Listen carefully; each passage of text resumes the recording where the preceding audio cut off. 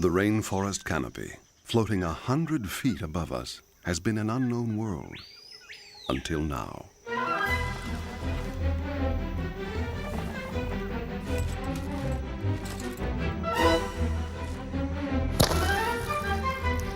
Yes!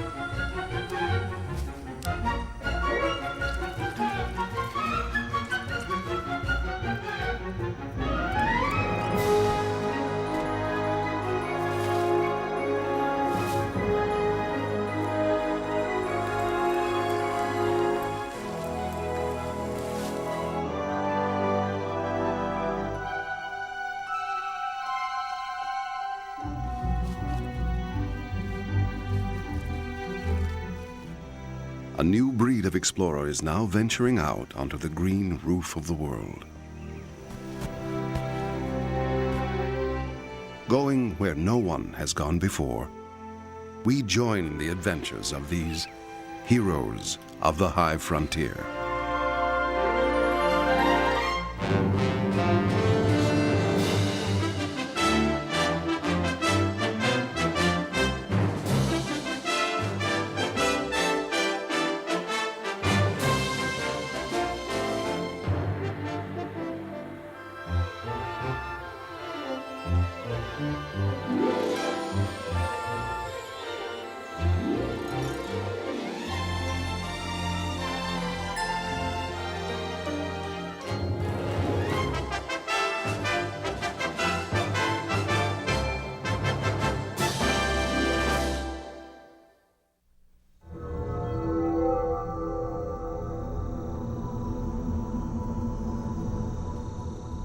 In the darkest depths of the darkest forest, the crew assembles.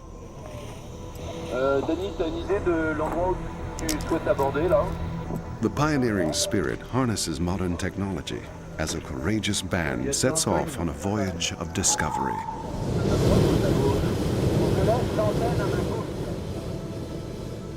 A flame ignites a quest to a place of our world, but until now, always just above our reach.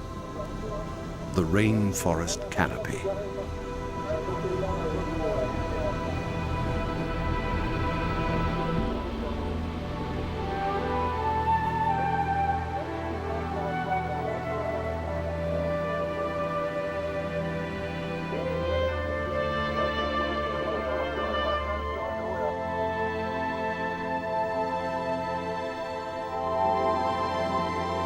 Almost a century ago, explorer William Beebe wrote, "Yet another continent of life remains to be discovered, not upon the Earth, but 100 or 200 feet above it.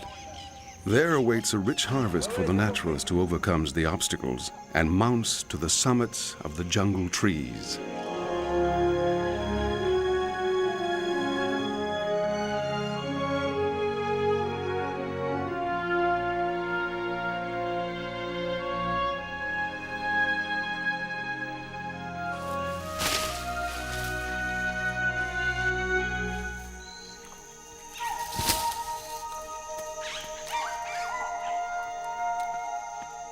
The rainforest canopy is home to more living creatures than anywhere else on the face of the earth.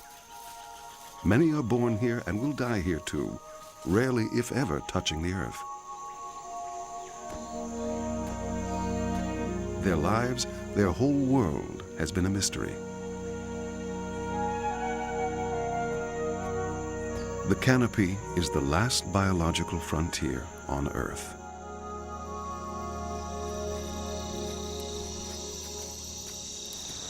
Biologist Terry Irwin began exploring this world just 16 years ago. Since he had no way to reach the canopy, he brought it down to Earth. Clouds of insecticide welled up, and a rain of entirely new and unknown creatures came down.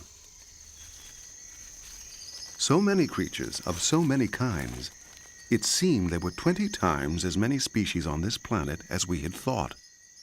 The canopy was a hotbed of evolution. Just what was going on up there? There was only one way to find out. A combination slingshot fishing pole is Nalini Nadkarni's own invention for shooting a line 100 feet up.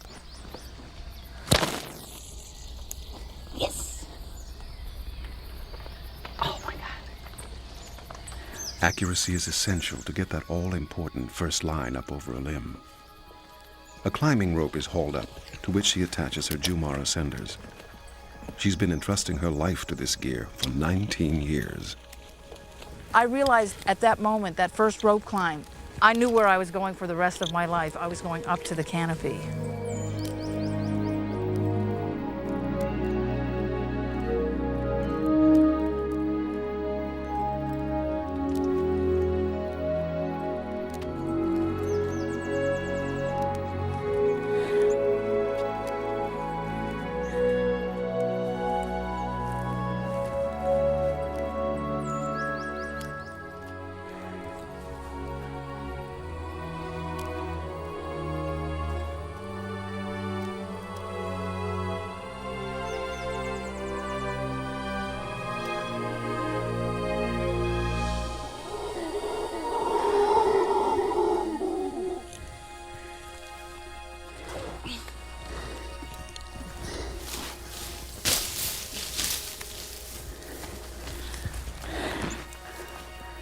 It takes hard work and courage to conquer this new world. But when they climb, Nalini and other canopy researchers are also returning to a very old world. Our ancestors lived in trees. Perhaps we are returning to a place buried deep in our primal memory.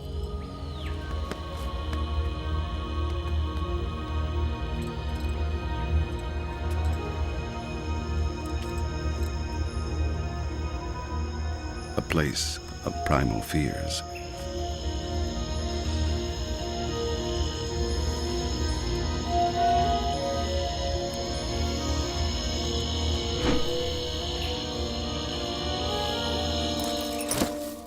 Braving these dizzying heights, the first canopy researchers discovered a complex web of life.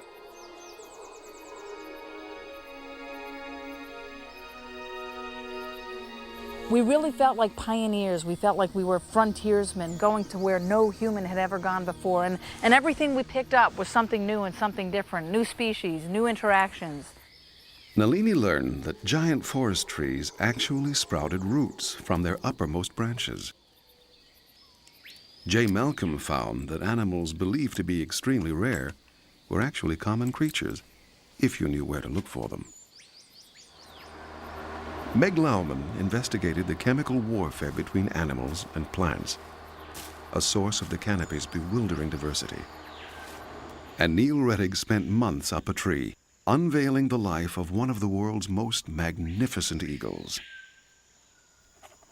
Working in the canopy has taught them that this is where the rainforest lives, where light is turned into life. The canopy is the powerhouse of the forest. It's where sunlight changes into stored energy. It's where trees reproduce, where the flowers and the fruits are, where pollination takes place, where fruit dispersal takes place. So I think it's really where everything's happening in the forest.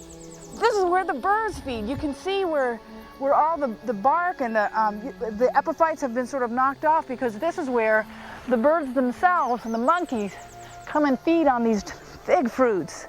I can't believe Today I got up much higher than I ever had before. I was able to shift the ropes around so that I was actually able to get to the very top of this tree. Wow! Wow! I can see forever!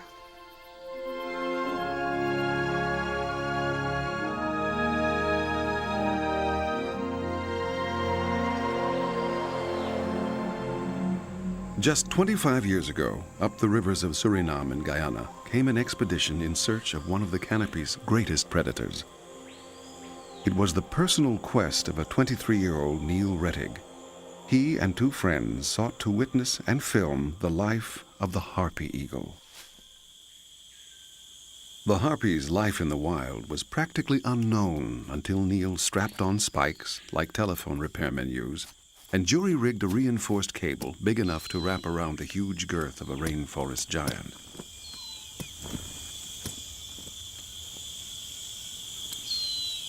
Somehow they scaled 150 feet to reach the nest.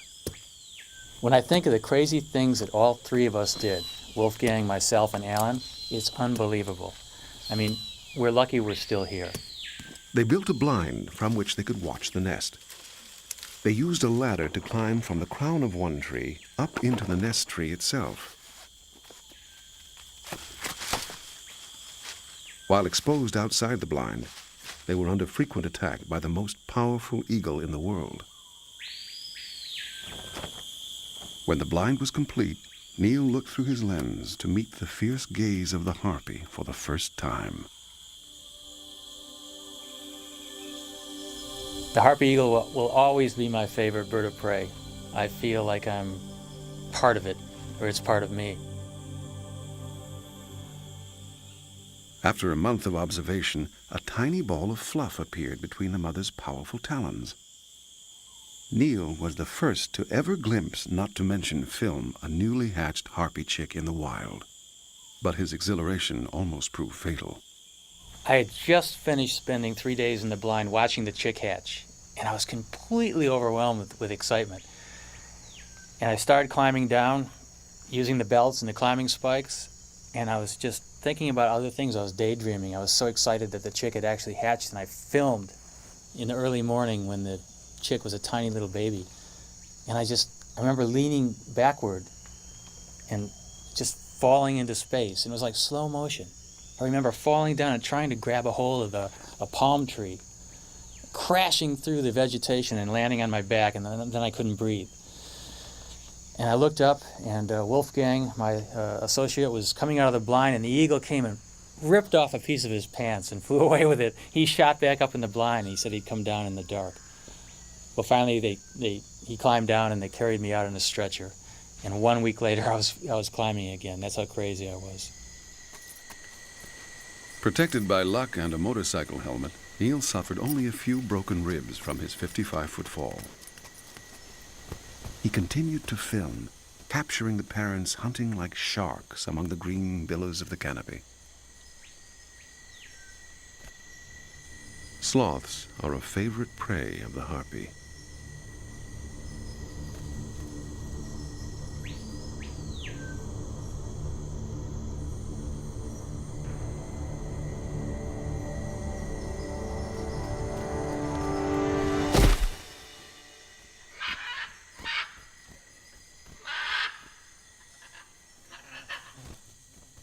Usually they eat part of it before bringing it to the nest, but this time dinner is delivered alive. Neil wanted to follow the chick to independence, but having survived a fall from 5 stories, he was felled by an insect bite. Infected by a parasite, he was forced to leave. I knew someday I had to go back and complete the entire study and actually document what happens when that young harpy makes its first flight.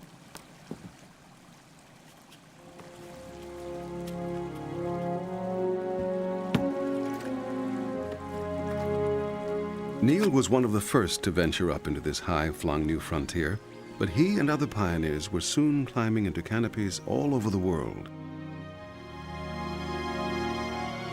The rainforest canopy is like an 8th continent, an archipelago of floating islands that encircles the globe in a belt above the equator.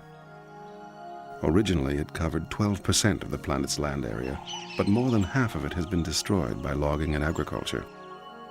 Yet it remains home to more than half of all the animals and plants living on Earth. Canopy explorers are discovering that each island of rainforest has a nature all its own.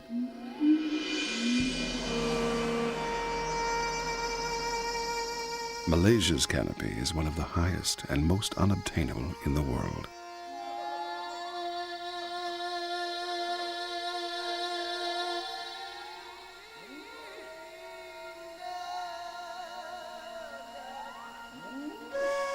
Like giant lollipops, trees rise 100 feet before spreading their crowns into the clouds.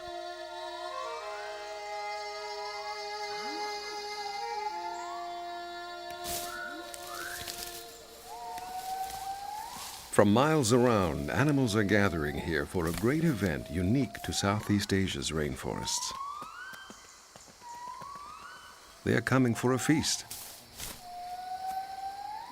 In the course of just a few weeks, most of the trees here will bear fruit, laying out a banquet in the sky.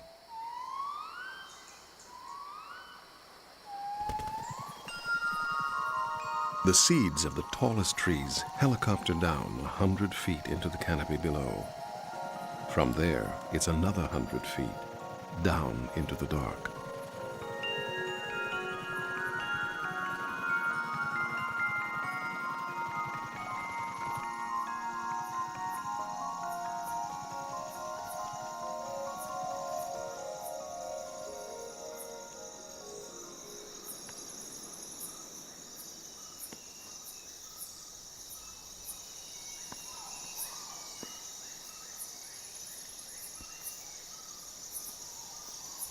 Orangutans make an endless pilgrimage through these treetops in search of fruit. They travel alone, except for females and their young. They maintain detailed mental maps of huge tracts of forest, memorizing the location of each favored fruit tree and the shortest routes between them. While still a baby at mother's breast, an orang begins a lifetime of learning just where and when to find ripe fruit.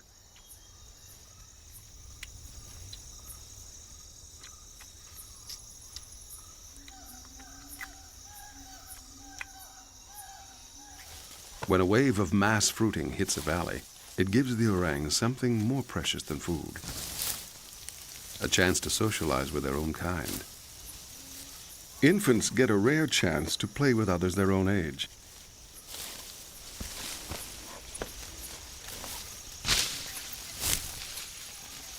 Long thought to be loners by nature, we now know that orangs enjoy each other's company when there's enough food to go around. Even the big males are welcome to join the party.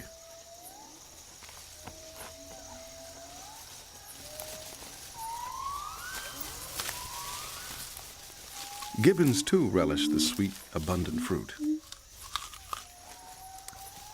Usually, orangs would threaten a gibbon who dared to eat in the same fruiting tree, but with plenty of food around, the little ape can eat his fill in peace.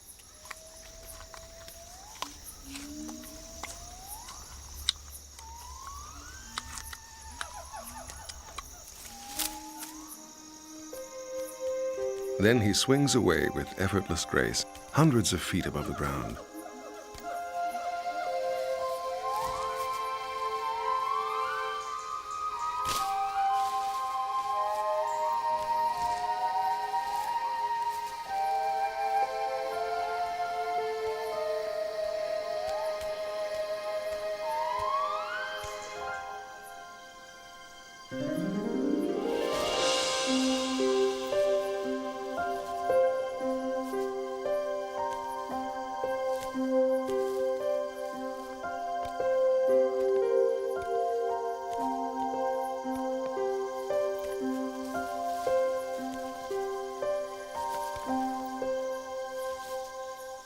Orangs are too heavy for such acrobatics.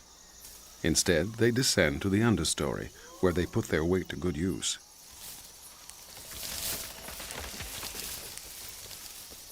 Still 50 feet above the forest floor, they sway back and forth on the pliable saplings, working their way between the taller fruiting trees.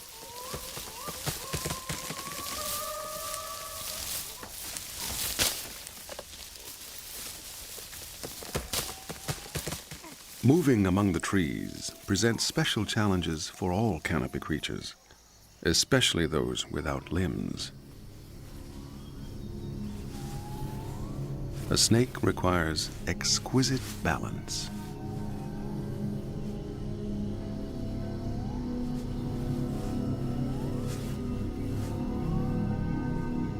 This one is quite comfortable with life out on a limb.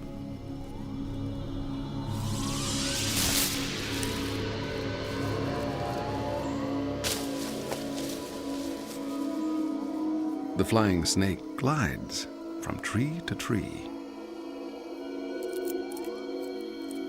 It flattens its body into a ribbon shape, swimming through the air.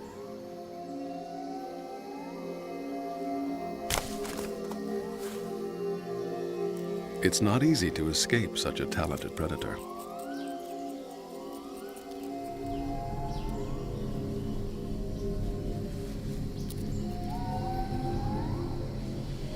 Ribs raise wings, as a warning at first.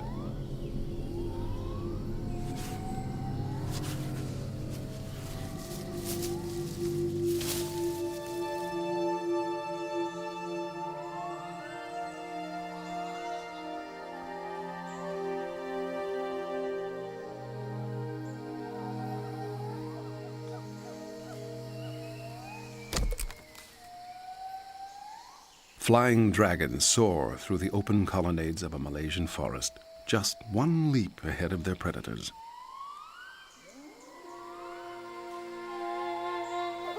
These are the Gothic cathedrals of the canopy. But there are places that resemble the tangled webs of jungle lore, the lush forests of Costa Rica. Here, epiphytes, the plants growing on the trees, may weigh more than the foliage of the trees themselves. Woody vines called lianas knit the canopy together, providing highways for all sorts of creatures and making a prehensile tail a useful and common adaptation.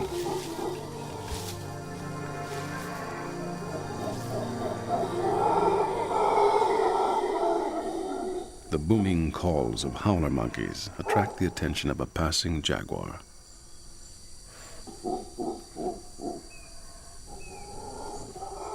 For canopy animals, it is the forest floor that is a dangerous place. A jaguar would love to snatch a howler, if only it could reach their treetop refuge.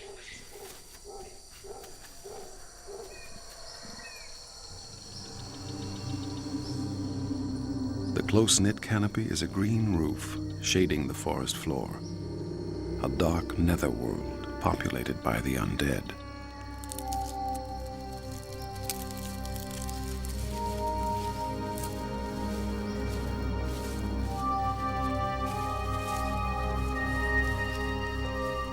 Most seedlings that sprout here slowly starve in the endless gloom. But vines make their own luck. They flail about, following every sunbeam to its source. Some climb using tendrils that coil tightly, pulling the plant skyward.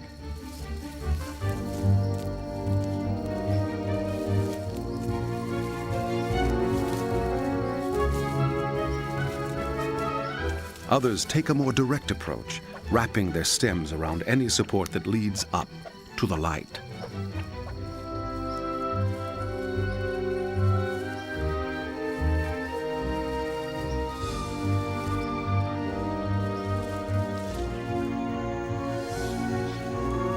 When they finally break out into the tropical sunshine, they turn the power of the sun into the stuff of life.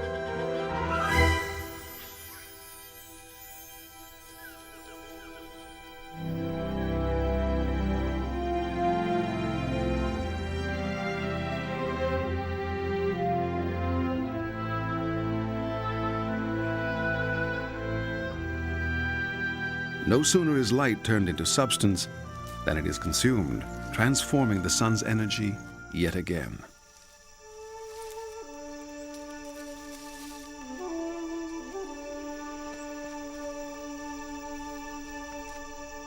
Orchids don't have to fight for their place in the sun.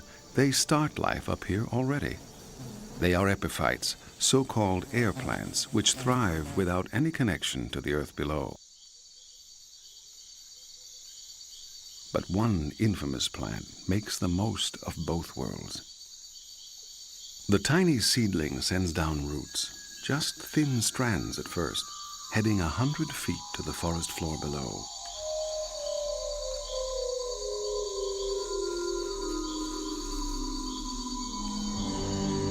Once it connects with the earth, it gains new power.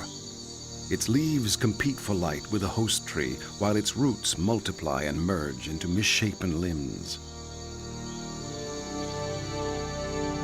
They wrap around the trunk of the host in a deadly embrace. Constricted and starved of light, the host usually dies and rots away, while the roots solidify into the trunk of a forest giant with an empty heart.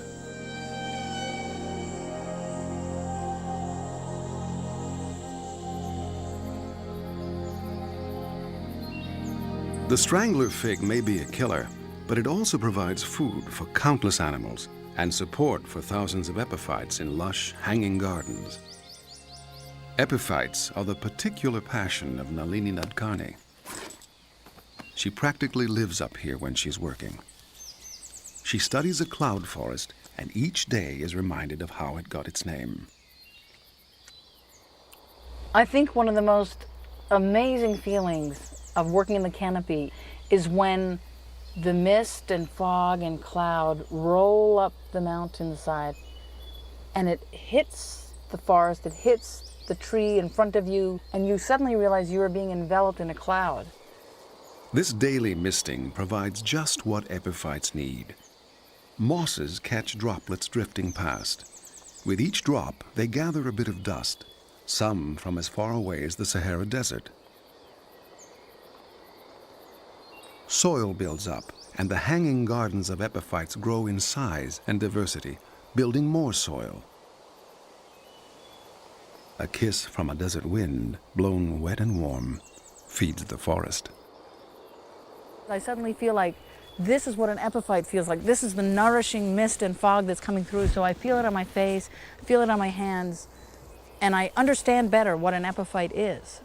Nalini has discovered that the moss mats that blanket the oldest branches play a vital role. These mats are just full of roots. They sort of knit the soil together. I'll just finish clipping these last roots. And then the moment of peeling them away, watch this. And what you see is this soil, and it's just riddled with roots. It smells great. It's like this very earthy smell, which is kind of funny when you think of where we are. But you can see that the branch is actually not all that thick. The branches always look a lot more thick when they have their moss mats on them. So there are lots of invertebrates, insects, earthworms that live in this material, high above the forest floor. You have to get up here. You have to look in these plants. You have to look in the soil to figure out really what's going on up here. Nalini's perseverance and her daring led her to a remarkable discovery. Oh, a really amazing thing about these moss mats are that they can actually nourish the tree itself. They can feed the tree. Some species of trees can put out roots from their own branches and trunks that go into the soil and take in food and water. And so the epiphytes are getting support. They're getting their place in the sun, but the tree is getting nutrients and water from the mats that the epiphytes make. So it's kind of like the epiphytes are paying rent to a landlord. And it's just a really amazing situation. Suspended in three-dimensional space, these hanging gardens are like coral reefs in the sky, creating opportunities for a whole community of life. They provide good pickings for a coati, flowers and nectar, even ants for a protein snack, with a bite. But ants are just the appetizer. Fruit is the main course.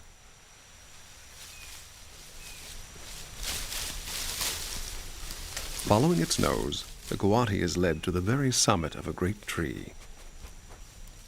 Monkeys with prehensile tails are better equipped to feed up here. But though the coati is no canopy specialist, he's not to be denied.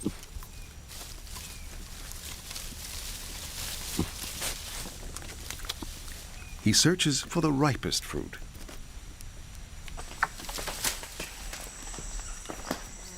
His cast-offs feed a band of coati females and their young on the forest floor. The seeds would never survive beneath their parent tree anyway, where specialized fungi and insects wait to prey upon them. Animals connect the sunlit canopy with the earth below in many ways.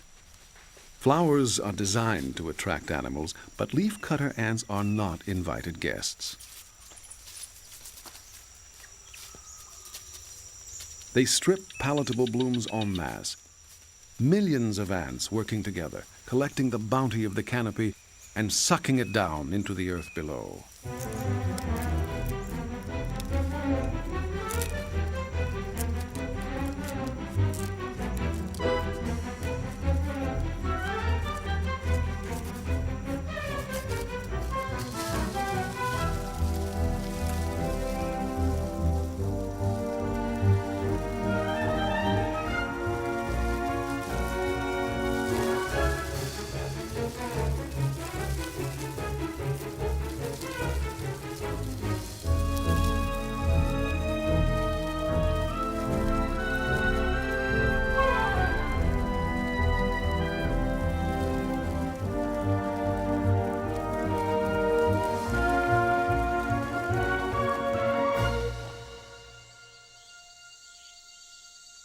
Whether they are carried or just float down, bits of fallen canopy are rapidly recycled back into living matter.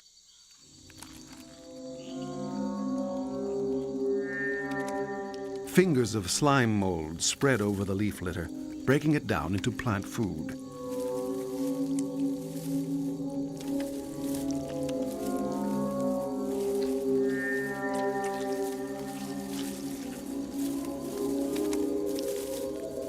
The gossamer threads of fungi help the roots of trees absorb 95% of the nutrients, building forest giants that rise up into the light. The leaf litter hides many miracles. A strawberry frog guards its eggs, which develop in a puddle of rainwater. As soon as the tadpole hatches, she moves it to a more secure nursery, encouraging it to wriggle up onto her back.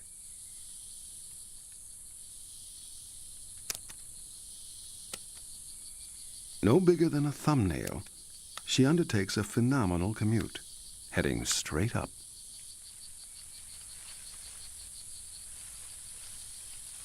She climbs in search of a bromeliad, an epiphyte with a rosette of leaves that channel rain and mist into a central reservoir. This tiny ocean in the sky comes complete with miniature sea monsters, mosquito larvae, feeding on rotting debris, which also acts as fertilizer for the plant.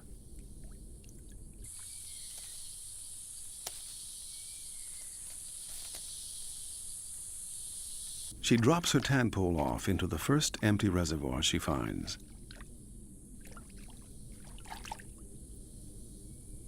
But her work is not yet done. She has other tadpoles stashed in other bromeliads, and every 2 days she makes the rounds. Her offspring's telltale vibrations signal her to lay another egg. But this egg isn't fertile. It's dinner. It's her tadpole's only food, a brilliant strategy for survival, until a thirsty coati happens by. It takes researchers years to discover such elaborate strategies, and just seconds for a coati to send them astray.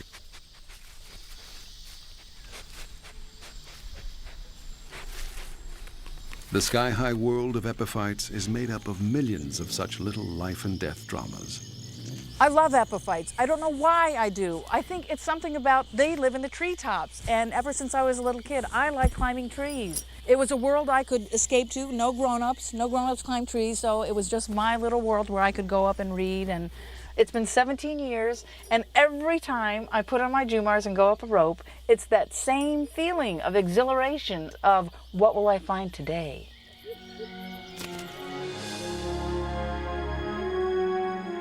The rainforest canopy yields its secrets to only the most determined explorers. It took Neil Reddick 14 years to return to Guyana, and his work with the harpy eagle. I think what's at the center of the connection with the canopy is, for me, a link back to my youth when I was a 23-year-old wild adventurer. Just the odors of the flowers and the bird calls opened up all these memory banks, sort of been shut down for all those years. It was unbelievable. And it was just like I had never left. A harpy's calls helped lead Neil to its nest, just a few miles from his old study site.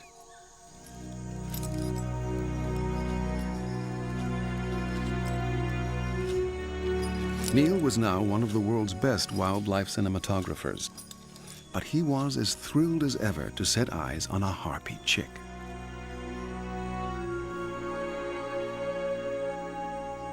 It was like having a reunion with an old friend.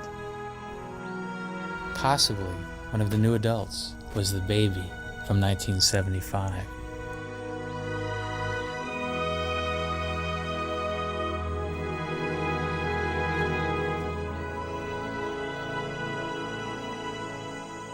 For 6 months, Neil kept his vigil.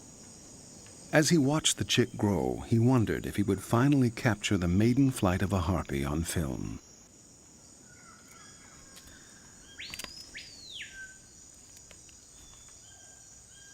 Every day brought Neil and the chick closer to their goal.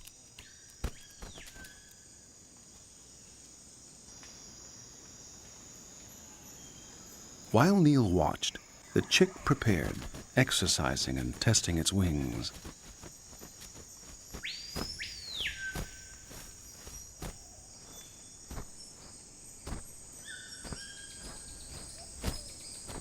Then one day, Neil turned the camera on just in time.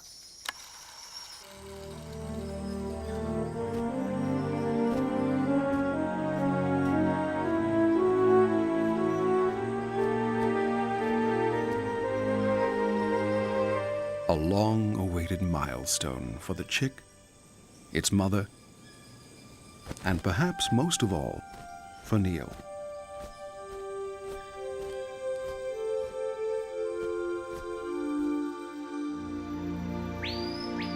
Such long-term dedication has coaxed a few of its secrets from the canopy, but as the light of day fades, a cloak of mystery descends.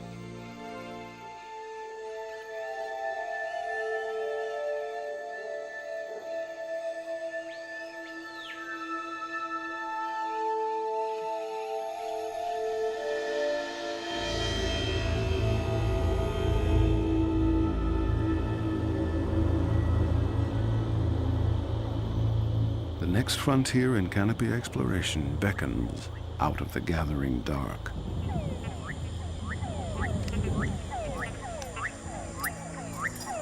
Few have dared to climb into this high-flung wilderness at night, when it comes alive with a whole different community of animals.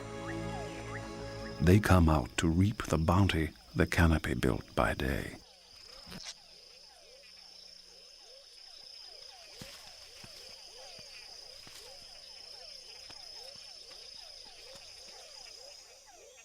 Bats are the unsung heroes of the rainforest.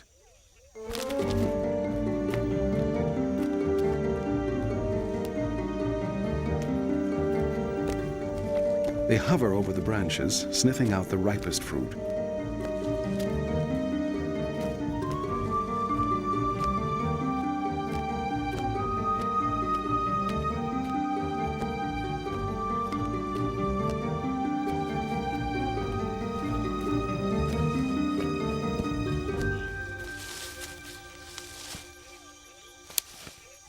Only just able to carry its prize, it flies to a roost where it can feed in safety.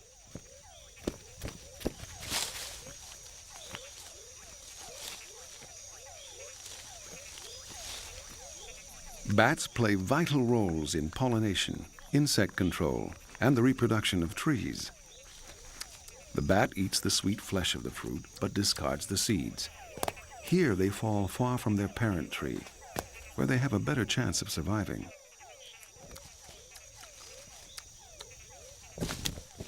Animals help many canopy plants reproduce. Epiphytes face unique challenges spreading their seeds around the hanging gardens.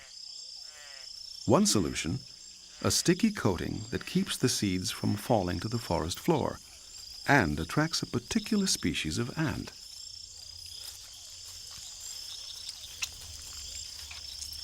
These ants are strong enough to win the tug-of-war with the plant.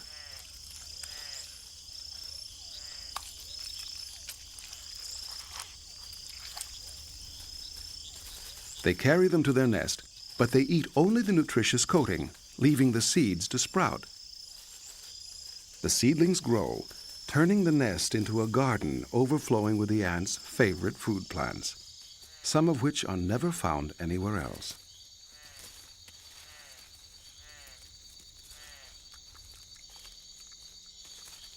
A canopy mouse quenches its thirst in a mouse-sized bromeliad. Mice eat epiphyte seeds and are in turn eaten themselves by boas.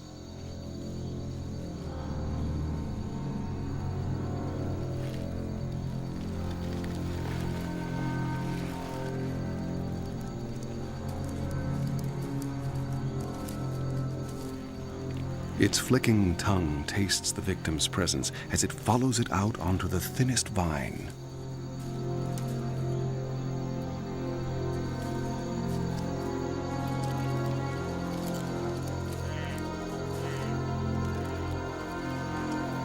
Sometimes there's nowhere to go but down.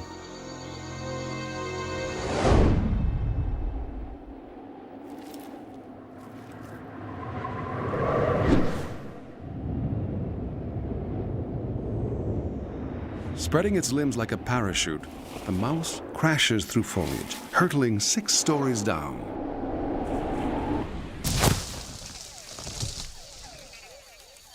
It weighs so little, air resistance slowed its fall enough so that it landed safely. One of the benefits of being a small creature in the canopy. Small animals thrive in rainforest canopies the world over. In the great Amazon basin, they could travel from treetop to treetop for thousands of miles. The woolly opossum was thought to be one of the rarest of the Amazon's creatures. Its prehensile tail is naked at the tip to give it a strong grip.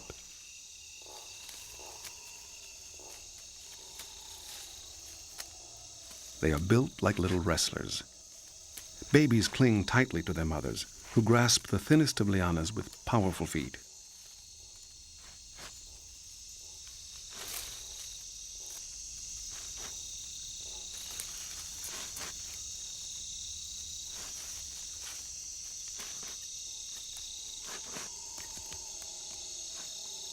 Those without a family in tow have more freedom of movement.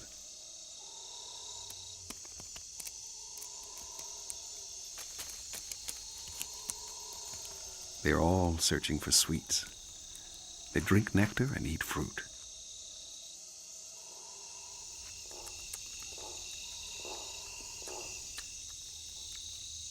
The mother must seek her dinner elsewhere. Using aerial roots as a ladder, she follows another sweet scent. So sweet is this perfume, it distracts the lone opossum from its meal.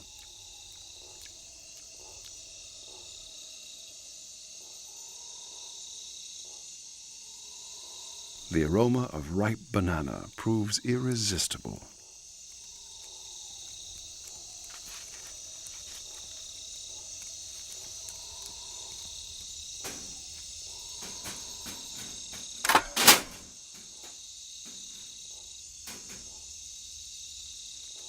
Mother and offspring are lucky to have missed this treat.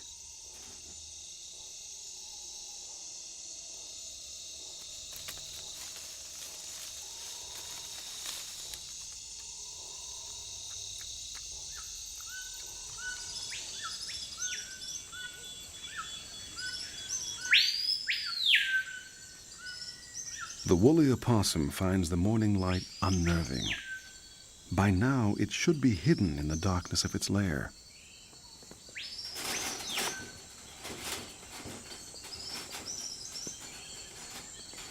But it has no need to fear. The trap was set by biologist J. Malcolm, who's exploring the night world of the canopy, with some startling results. These woolly opossums are the single most abundant mammal in this forest, more abundant than any other kind of rodent, more abundant than any kind of monkey or any other kind of mammal. That was a total surprise. People knew that there were things up there, we just didn't know how many or where, so when we started doing this, everything we found out was brand new. Gaining access to the canopy and putting traps up in the canopy has really allowed us to enter a new world, a new realm of research. We know almost nothing. There's new species of small mammals, so there promises to be a lot more surprises. Off you go. From museum rarity to common critter, they just had to look for it in the right place.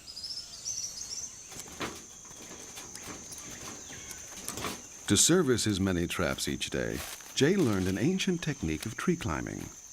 This thing called picoña, or foot belt. It's the same method that the Amerindians have always used to climb up palm trees.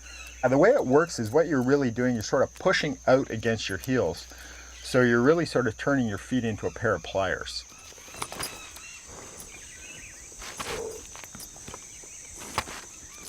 To climb 7 stories in a matter of seconds requires incredible skill, strength, and stamina.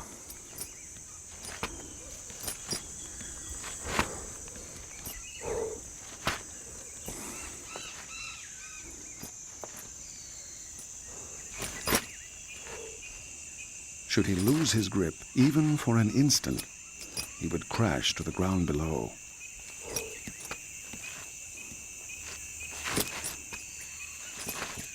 Having attached a small pulley, he raises the simple and ingenious frame for his trap.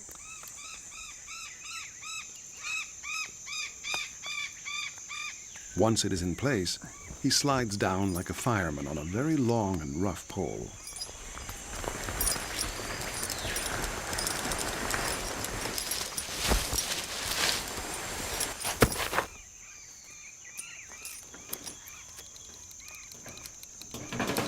Then he simply raises his trap into position, where it'll await an overnight guest.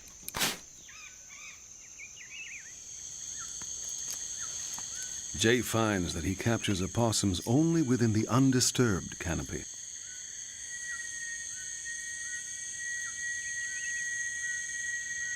Canopy animals are stopped short where the fabric of the forest is slashed by a clear cut.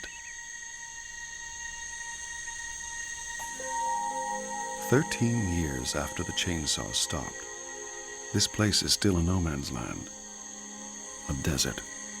An area that's been cut over and used, and you know what it's like walking down there. It's hot, full of all sorts of burrs and messy stuff. From a life standpoint, it's been basically trashed. There's not much left there. It's just a tragedy. Despite efforts to save it, the rainforest is being consumed at an unprecedented rate, lending an air of urgency to canopy exploration.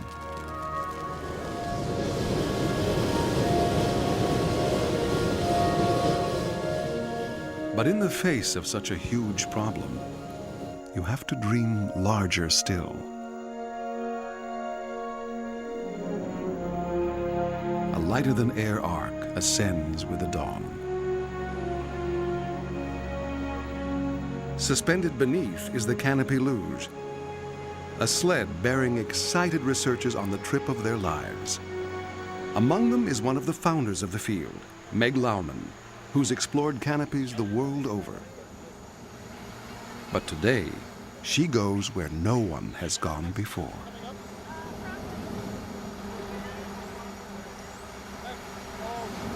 Their mission? To trawl the green sea of the canopy, to get some inkling of the biological riches it contains.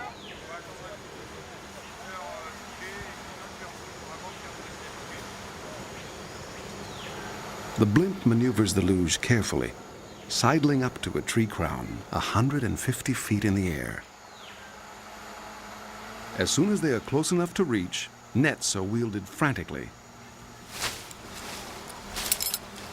They scoop up insects and collect whole branches in an all-out effort to gather as many samples of canopy life as quickly as they can. It would have taken weeks of difficult and dangerous climbing to get the samples they amass in just one morning on the luge.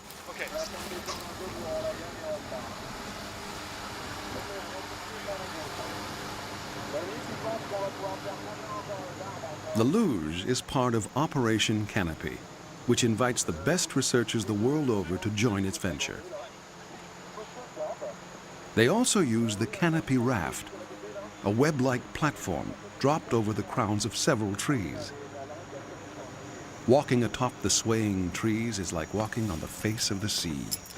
I guess I feel really special walking on the tops of trees, and I really tiptoe all the time because I'm frightened of disturbing these poor little buds or snapping a branch. But in actual fact, with the raft and its wonderful mesh floor, our weight is dispersed really nicely.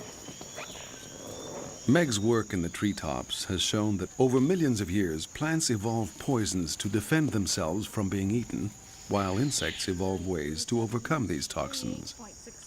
Rainforest plants and insects are waging a biochemical war.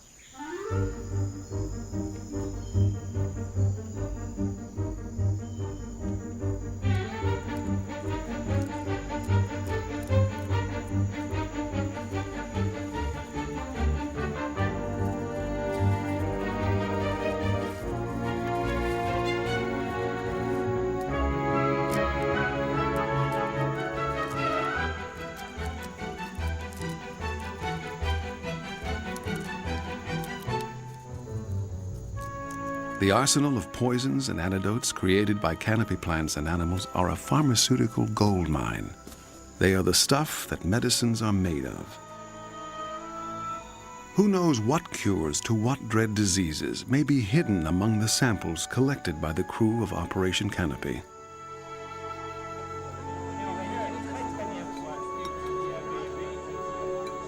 Each evening, the best canopy scientists in the world share a meal, along with their ideas. By swapping techniques, samples, and data, they are beginning a new era in canopy research. They've blazed a trail into the last biological frontier, opening this 8th continent to exploration. Upon their shoulders, the next generation can scale new heights.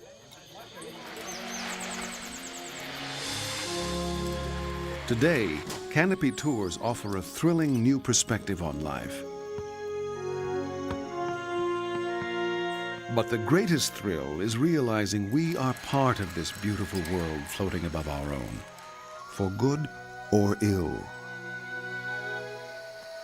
The same pioneering spirit that brought us up into the canopy has given us the power to destroy it.